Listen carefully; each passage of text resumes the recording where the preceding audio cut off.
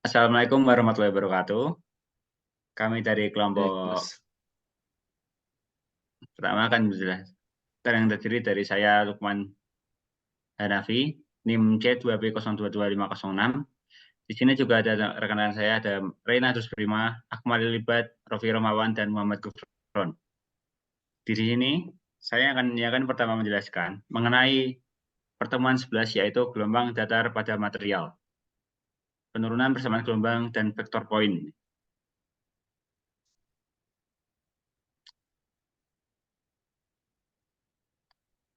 Bisa turun slide berikutnya.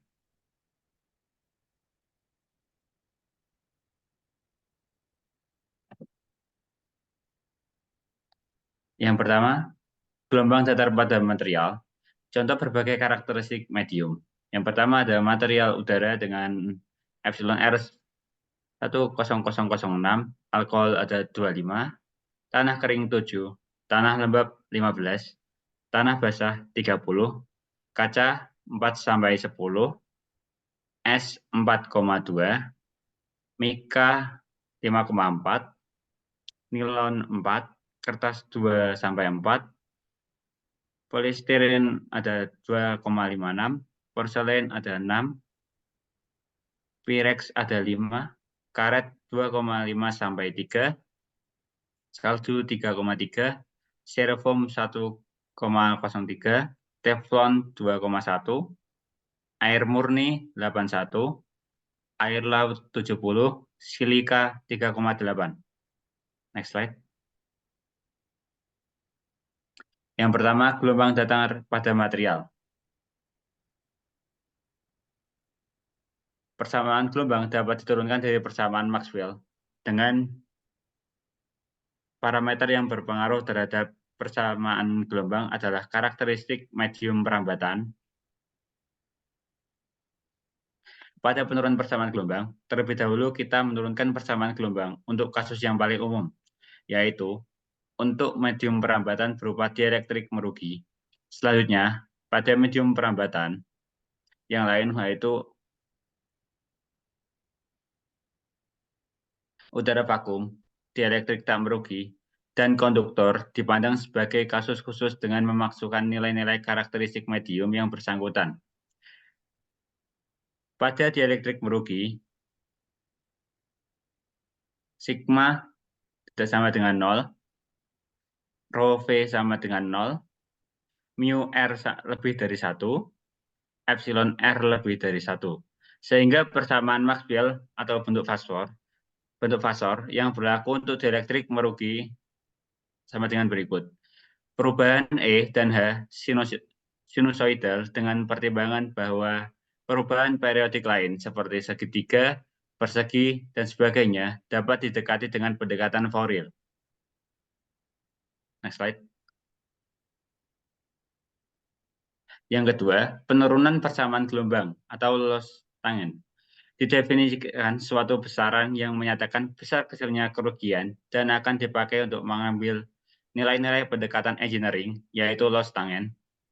Tan theta sama dengan sigma dibagi dengan omega epsilon. Loss tangen adalah perbandingan antara rapat arus konduksi terhadap rapat arus pergeseran. Nilai-nilai pendekatan untuk omega dibagi dengan nilai pendekatan untuk sigma dibagi dengan omega dibagi sigma dibagi dengan omega epsilon lebih kecil dari 0,1. Next slide.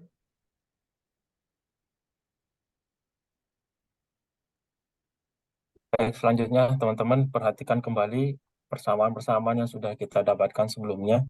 Kemudian di sebelah kiri ini ada perambatan dari gelombang. Tampak bahwa E dan H saling tegak lurus dan keduanya tegak lurus pula terhadap arah perambatan gelombang.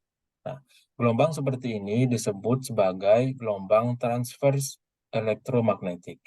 Tampak pula bahwa pada dielektrik merugi antara E dan H tidak sefasa. Selanjutnya, persamaan gelombang berjalan merupakan fungsi waktu dan posisi. Hal ini terlihat pada gambar di samping. Gambar seperti ini. Sebab kenapa disebut sebagai gelombang berjalan dapat dilihat pada gambar di bawah. Untuk nilai T yang berubah, maka suatu titik dengan amplitudo tertentu akan berubah posisi. Selanjutnya, vector pointing. Vektor pointing didefinisikan sebagai produk vektor dari vektor intensitas medan listrik E dengan vektor medan magnet H pada suatu gelombang elektromagnetik, atau dapat ditulis sebagai berikut: P sama dengan E kali H. Vektor pointing merupakan besaran vektor yang menggambarkan arah perambatan gelombang dan besarnya kerapatan energi gelombang per satuan waktu atau laju energi gelombang dalam satuan joule per sekon per meter persegi UKS. Ini gambar seperti ini teman-teman. Ada arah perambatan dari gelombang E, H, dan P. Jadi P sama dengan E kali H. Yang keempat ada vektor pointing karena vektor intensitas medan listrik dan vektor intensitas medan magnet saling tegak lurus satu sama lainnya. Maka cross product dari E dan H menghasilkan vektor lain yang arahnya tegak lurus terhadap E dan H. Misal, jika vektor intensitas medan listrik bergetar ke arah sumbu X dan vektor intensitas medan magnet bergetar ke arah sumbu Y, maka vektor pointing akan ke arah sumbu Z dan dapat diilustrasikan sebagai gambar di bawah berikut. Selanjutnya, jika diketahui persamaan intensitas medan listrik E dan medan magnet H sebagai berikut, bisa dilihat di bawahnya teman-teman, dan maka persamaan untuk vektor pointing dapat ditulis sebagai berikut juga. Selanjutnya ada yang bab kelima, polarisasi gelombang. Polarisasi gelombang merupakan sifat gelombang elektromagnetik di mana medan listrik E bergetar pada arah tertentu dan medan magnet H bergetar tegak lurus arah getaran medan listrik E.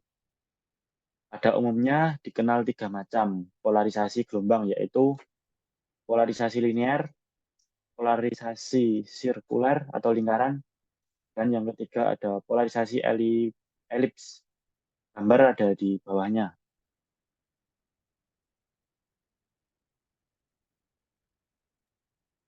Oke, yang selanjutnya ada polarisasi gelombang. Polarisasi linear. Jika fasa medan E dan H sama, maka gelombang terpolarisasi ini dinamakan terpolarisasi linear.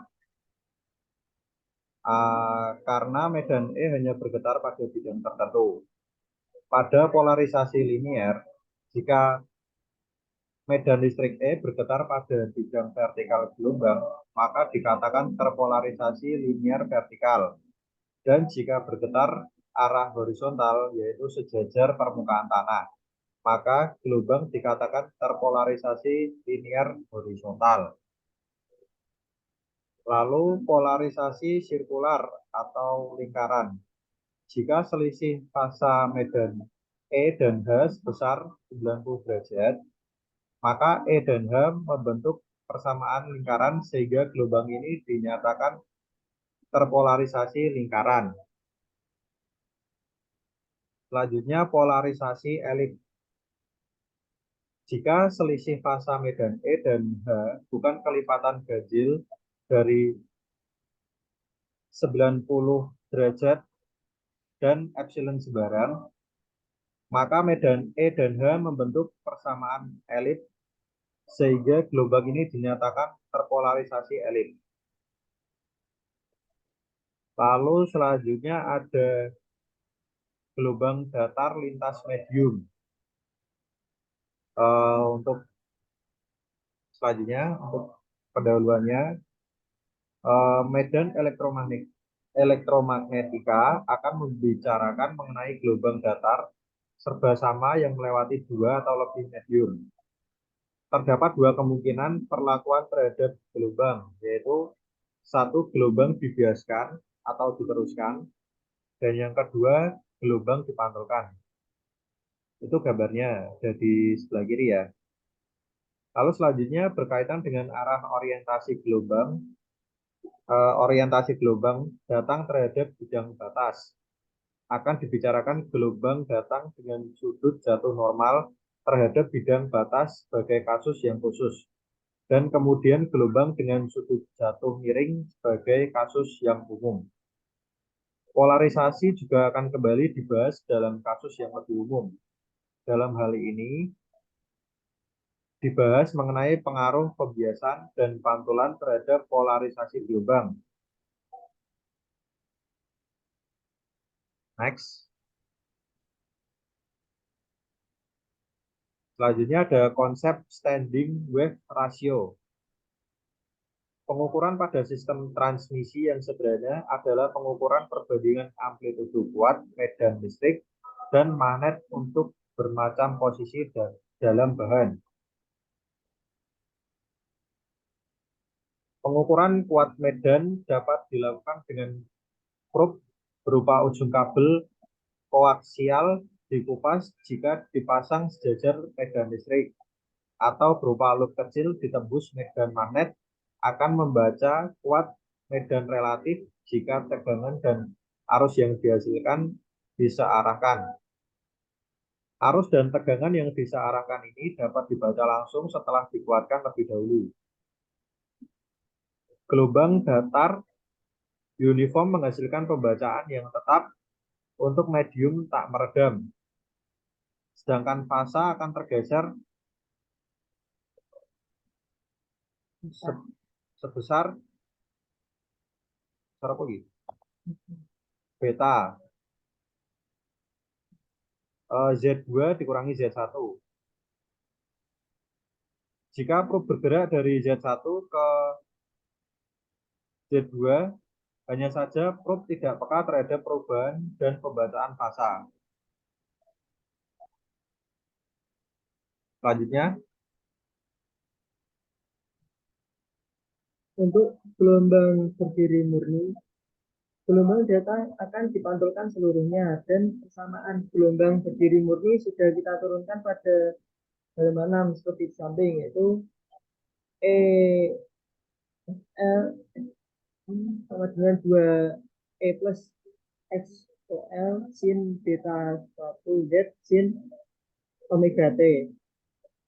Pada gelombang berdiri murni akan terbaca titik-titik yang menunjukkan harga nol setiap jarak setengah lambda setengah gelombang, seperti terlihat pada gambar di halaman sebelumnya, halaman 11.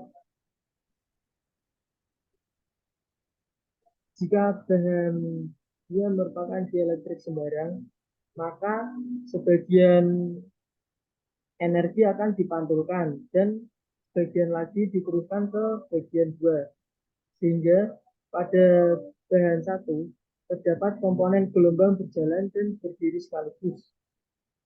Akan terlihat dari pengukuran bahwa harga nol untuk kuat medan tidak ada.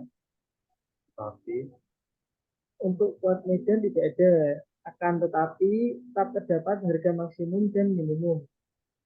Derajat terbaginya gelombang menjadi gelombang berjalan dan gelombang berdiri dinyatakan dengan perbandingan harga maksimum terhadap harga minimum gelombang yang bersangkutan.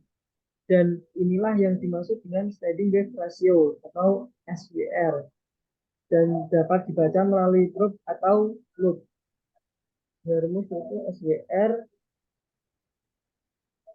E max dibagi dengan E min.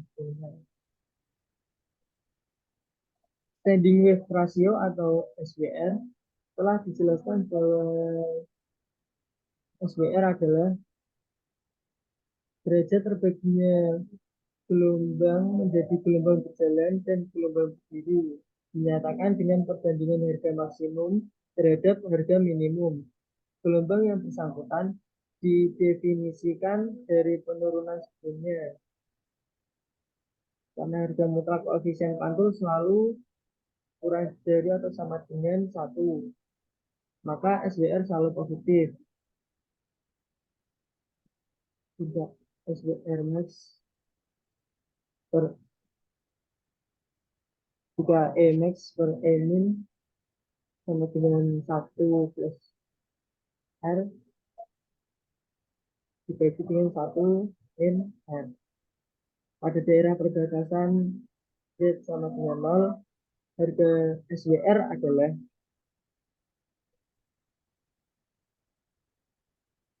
pada daerah 1 eta 1 dengan daerah 2 eta 2.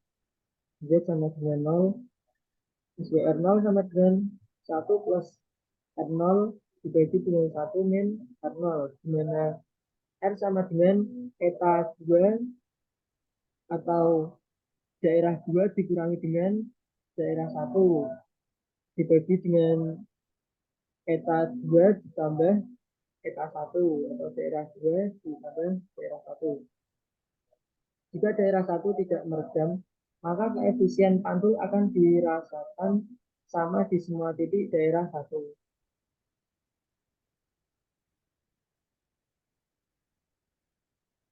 J ada gelombang lintas 3 medium dan matching gelombang. Pembahasan mengenai gelombang lintas 3 medium umumnya adalah untuk kuantisasi matching gelombang, seperti yang terjadi pada radom atau kubah pelindung antena. Analisis matching gelombang dengan radom dilukiskan dengan penampang melintang di bawah ini. Daerah 1 adalah daerah di mana antena ditempatkan berupa udara.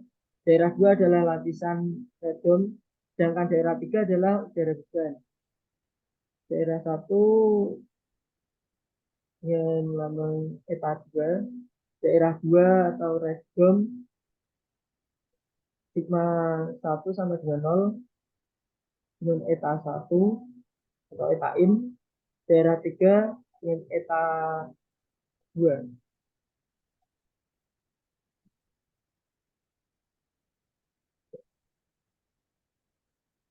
Sekian pembahasan untuk materi pertemuan 11 dan 12 dari kelompok kami.